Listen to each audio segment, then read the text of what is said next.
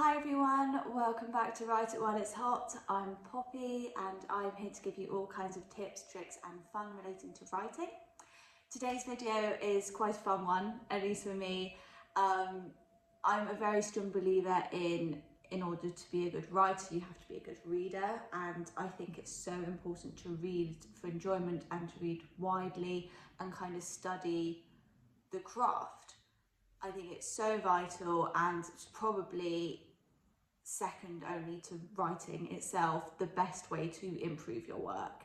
So with that in mind, I thought we'd talk about today some of my favourite kind of spooky Gothic ghost stories that will be perfect for this time of year.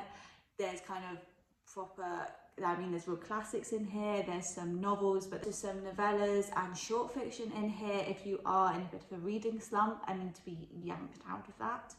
I thought this would be a great video for this time of year. We've got Halloween coming up, but also past that. I mean, ghost stories have been a Christmas tradition since, for hundreds of years, but especially since the Victorian era. Kind of as the nights are drawing in, everything's getting darker, colder. So yeah, I hope this will give you a bit of inspiration if you're looking for something to read that's kind of seasonal. For those who don't know me, Halloween is my absolute favourite time of year, and I absolutely adore Gothic fiction ghost stories. I think Gothic's probably my favourite genre. So I have narrowed this list down quite a lot. I've tried to keep it as short as possible, but if there's any more recommendations you want, or you want to chat about any more that aren't on the list, please leave it in the comments.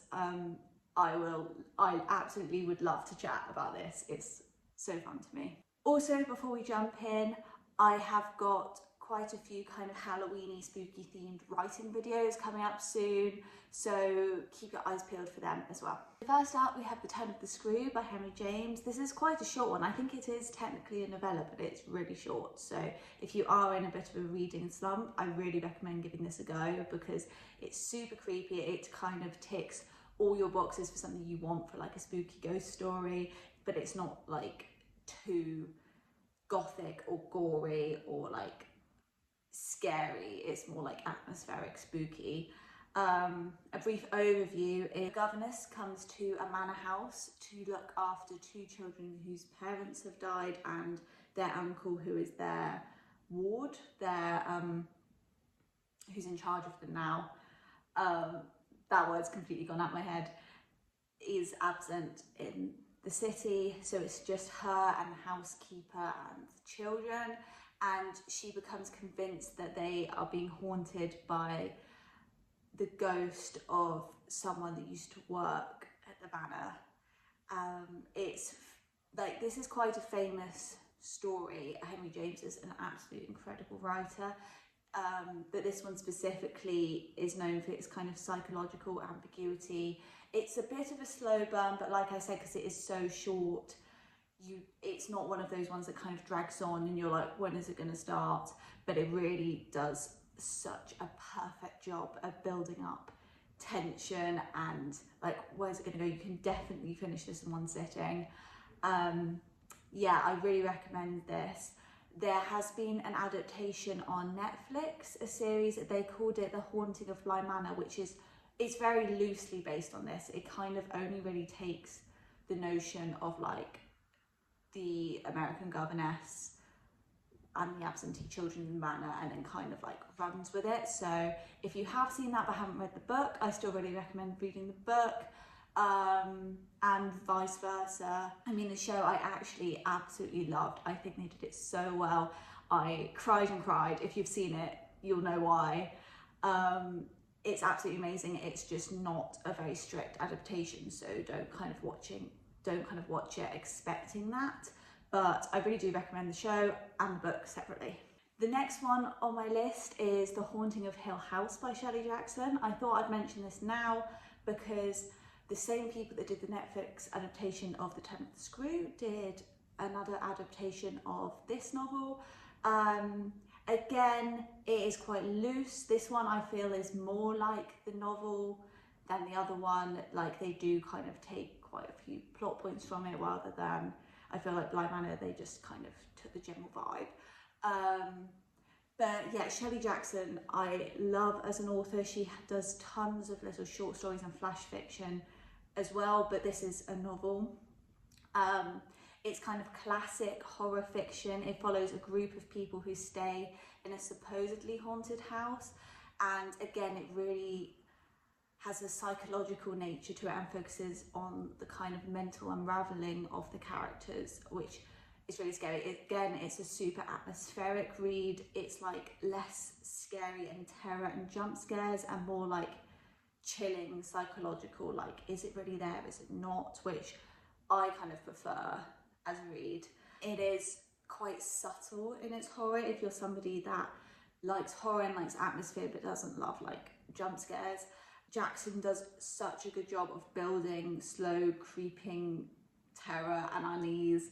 The horror is very subtle. It focuses more on kind of the characters' reactions and emotional breakdowns rather than like events themselves. It also does a really good exploration of kind of isolation and loneliness and how that impacts people. Even without the horror, I think it's a very in-depth kind of piece that really hits you, especially one of the main characters called Eleanor, and she's very emotionally vulnerable throughout the piece, but in a way that really resonates with the reader, and you can kind of feel like, I know I kind of really felt the weight of her need for belonging and a purpose that kind of allows her to be influenced by the house's malevolence without trying to give too much away. And again, it's another one that works really well with psychology and ambiguity, which is such an underrated part of kind of horror, I think, where like you're kind of like, did that happen or did it completely not? Like, what's true, what isn't, you know? Yeah, and also that kind of makes it even more chilling, I find, than if you're like, well, that just happened, like, oh, there's a ghost there, you know? So that's another one I absolutely loved. The next one on my list is The Woman in Black by Susan Hill. You probably have watched the film of this as well with Daniel Radcliffe, but the book is absolutely incredible. I suggest reading it whether you have or haven't watched the film.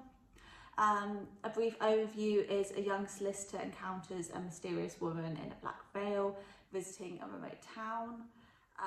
Again, it's very atmospheric, and even though it's a more modern book, it really harks back to the traditional Gothic horror tropes and kind of, again, the ambiguity, the building of tension in this novel is absolutely phenomenal. I loved it.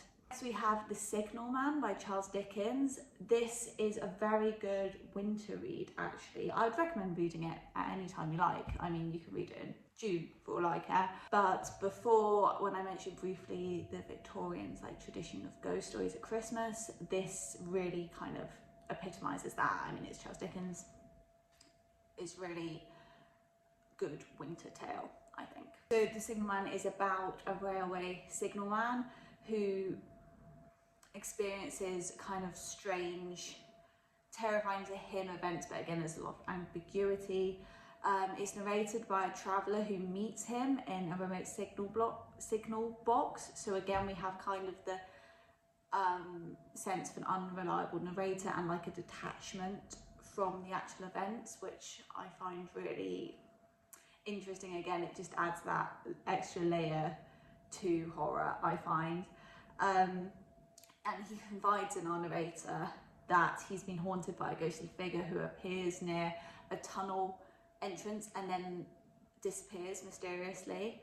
And then each time that ghost appears, the signalman sees him, a tragic event happens straight after it. So the signalman kind of becomes paranoid because he's so scared he's going to see the ghost and then a tragic event is going to happen. Yeah, without giving too much away, again, I'm really trying to like summarize these without telling you the plot. But the story, again, is such a masterclass in suspense and tension and kind of the juxtaposition between our narrator, the traveller, who really tries to reassure and soothe the signalman, and then the signalman who's obviously telling our narrator all of these traumatic, horrific events, just works so nicely. And it kind of leads to a thing of like, is the signalman mad, or is like our narrator blind? You know what I mean? Like, it's really, again, an absolute masterpiece. The next on my list is anything by M.R. James. He's a really famous ghost, creepy, gothic writer, and for very good reason. He's phenomenal. My personal favourite is the Mezzotint, which is, I'm not sure it's flash fiction, but it's very, very short. A mezzotint is an engraving, essentially. I've looked up the actual definition, and it's a print made from engraved copper or steel plate, the surface of which has been scraped and polished to give areas of shade and light respectively. It was used a lot in the 17th, 18th and early 19th century. A mezzotint is about a guy that receives a mezzotint of his own house, and then the mezzotint kind of starts changing, and like a figure appears in it, and then as the mezzotint changes of his house, like his actual house changes, and then the figure is the figure there if it appears in the mezzotint, etc. Again, real masterclass in building tension, and it's really good because it's not super in depth in terms of plot or really character. It is a very, very short piece. I just looked it up. It is flash fiction. It's actually only 12 pages long, so really short, can definitely be read in one sitting. And it's, again, with flash fiction, it's not super in depth. Like, the plot obviously isn't overly developed, neither the characters, because there's just not the space. So it really does an excellent job at gripping you from the outset and then not putting you down till you're done. I love it. Also worth mentioning by M.R. James is Oh Whistle and I'll Come to You, My Lad. This one is particularly eerie. It tells the story of a professor who uncovers a supernatural whistle and accidentally summons a ghost. So yeah, I mean, I really recommend anything by M.R. James. He does loads of short stories as well if you're looking for something quick and atmospheric. Really good. The next one on my list is a bit lighter. It's The Canterville Ghost by Oscar Wilde. I know I remember watching a film adaptation of this when I was little, so you might remember it from that, but it's basically an American family moves into a haunted British manor, and the ghost tries to haunt them, but they kind of just are unaware of him, and it doesn't work, and it really annoys him. It's a really nice, light-hearted take, even if you're not a kid. Blends humour and horror really, really nicely. Sometimes I feel like blending these two can be can just not really work, cannot mesh well. It doesn't kind of give enough time or development to either one or the other. Especially, I find people tend to write horrific, like scary scenes, and then the next one's supposed to be funny. You're like, actually that's not funny because I'm still thinking about that poor person getting dismembered. You know what I mean? This one does it really well. There's a lot of classic Gothic elements and tropes in here, if that's your thing, but it is also very funny. The ghost, Sir Simon, is portrayed as both frightening but also very comedic, because he gets so annoyed that his efforts of haunting people aren't working. The family is very American and very practical and pragmatic, and that dynamic works so well. It does really well at subverting expectations. The roles are reversed here, and the Otis family, which is the American family, who are the protagonists, are unafraid and also unimpressed by Sir Simon and refuse to be scared, which turns the ghost into almost a pitiable figure rather than the expected, like, terrifying, haunting figure which you're used to in ghost stories. Also really nice themes of redemption and forgiveness. it's quite touching actually. Sir Simon, he's burdened of centuries of guilt, of haunting, and he's finally offered peace and forgiveness towards the end. And again, it's a novella, it's quite a short read and it's very entertaining, so if you are in a reading slump and want something seasonal, I could not recommend this more. Quickly, I will just breeze through a few more ghost stories before we move on to the Gothic. I really love Beloved by Toni Morrison. It's a Pulitzer Prize winning novel, so you know it's going to be really good. It blends ghostly elements and supernatural spooky stuff with historical fiction, which works really nicely in this instance. The ghost of a young girl haunts her mother, and the novel explores the trauma of slavery through a supernatural lens. It is quite a heavy hitter.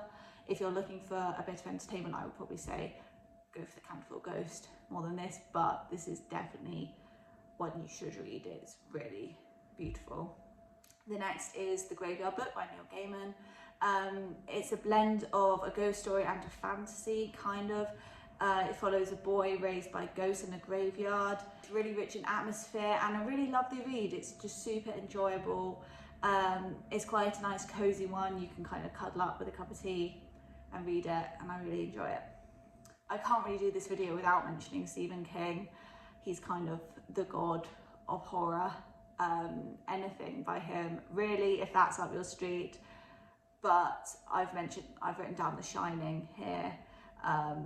It's probably one of his most famous ones, about a man driven to madness by supernatural forces in a snowed-in hotel. Ghosts, both literal and psychological, play a big role in this novel. Just briefly, I'll mention the ghost stories of Edith Wharton. I absolutely adore her. She's kind of known for bringing about the birth, or being one of the writers to bring about the birth of the American modern with The House of Mirth, which is phenomenal, but not a ghost story, so we won't talk about it here. She has written quite a few ghost stories, such as The Lady's Maid's Bell and Afterward.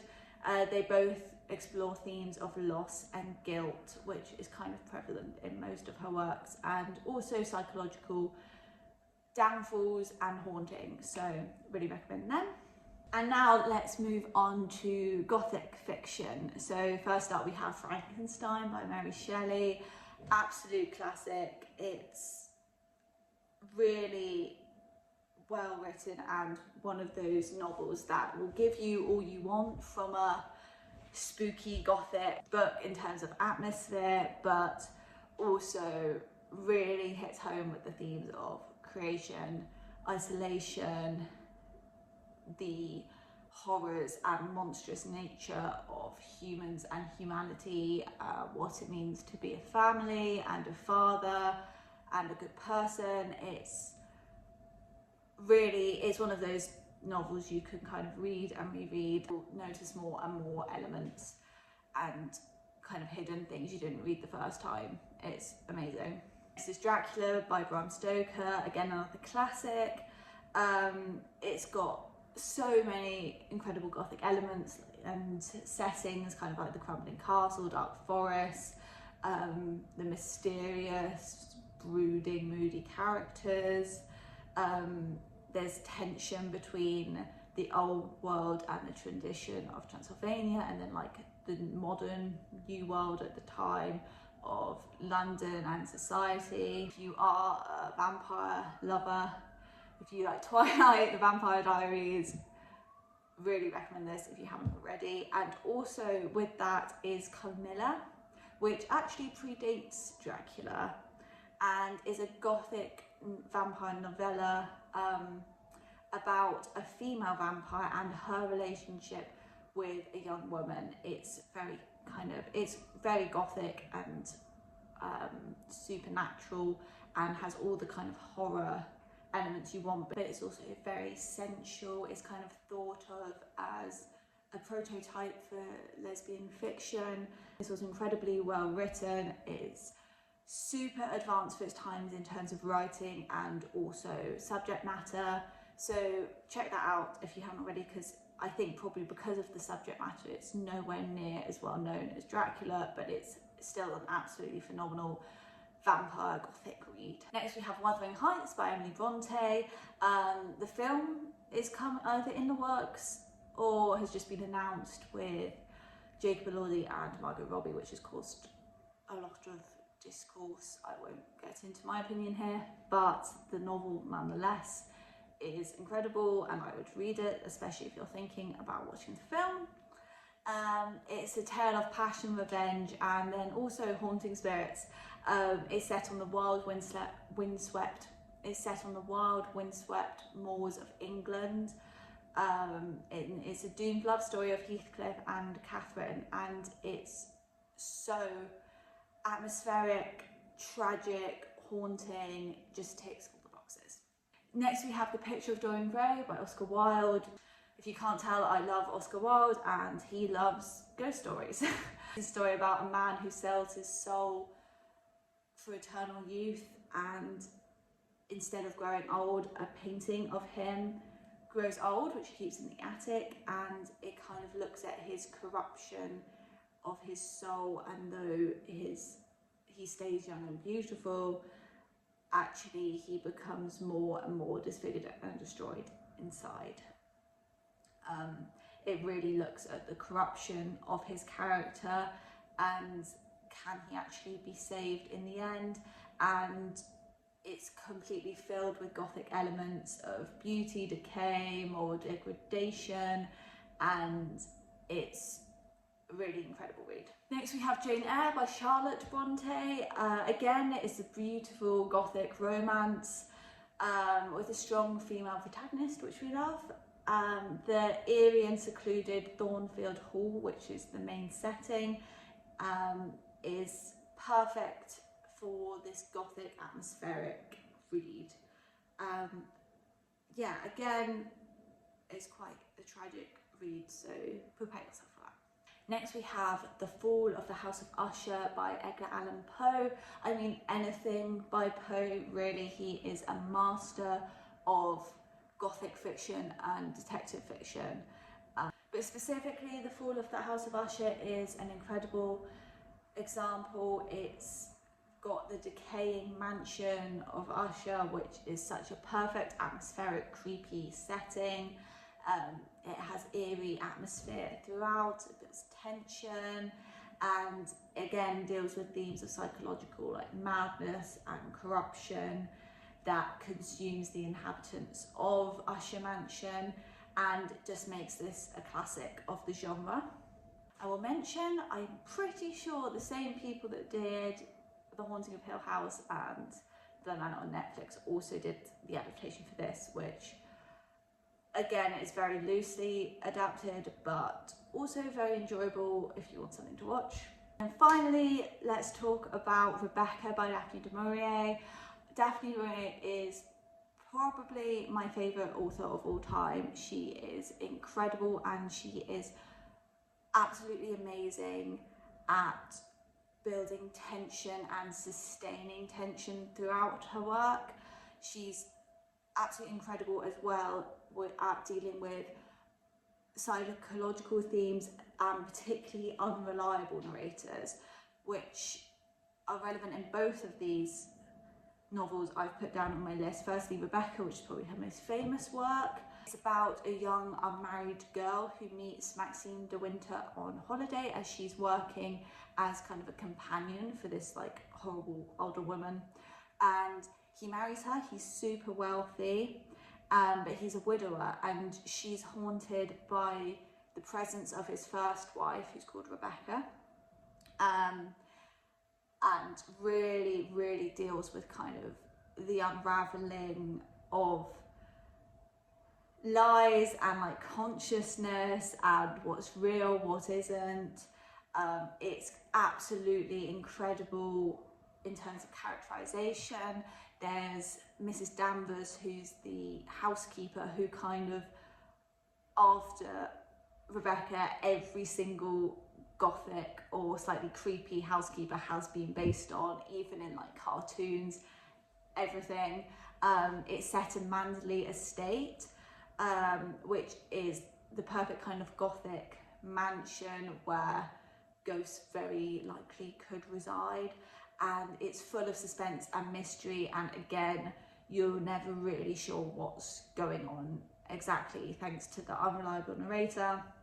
All the characters kind of are a bit mad, but it's absolutely phenomenal read. I really could not recommend it enough. And finally, let's talk about My Cousin Rachel, which I think is actually my favourite Du Maurier book. I prefer it to Rebecca slightly. It's quite similar, but I feel like it's a bit more, I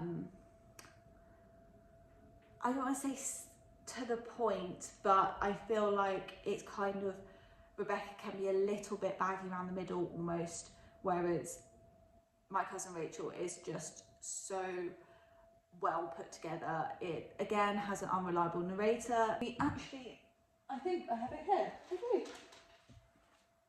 Here it is. But it centres around another unreliable narrator called Philip, whose older cousin dies, and he inherits his estate and then eventually meets the widow of his cousin called Rachel, who's also his cousin. It's all very confusing family ties wise. They do explain it, but it's also kind of early mid 20th century fiction and talks about the upper class, so it's a bit, might not fly today. But yeah, he meets the widow who's called Rachel, who initially he doesn't trust because he's not met her, but then he kind of grows to like her and grows to love her, and again really works wonderfully with the idea of what's real, what isn't, jumping to conclusions, kind of only seeing what you want to see. Like the ideas of blindness and seeing is really important in this. I really love this. A lot of people have kind of read Rebecca and love it and then kind of stop there, but this is a super incredible Gothic read as well. I think we'll stop it there. I could go on and on and on about my favourite spooky Gothic books, but I think that's pretty good as lists go. If I've missed any, or if you want to mention your favourites, please do in the comments down below. I'd love to chat about them and give me some recommendations, please, because like I said, this is my favourite genre. I would love to read any that you guys love. But yeah, thank you guys for watching, and I will catch you in the next one, which I think is going to be again on the spookier Halloweeny theme, but some writing tips. So if that's up your alley, keep your eyes peeled for that, and I'll catch you in it.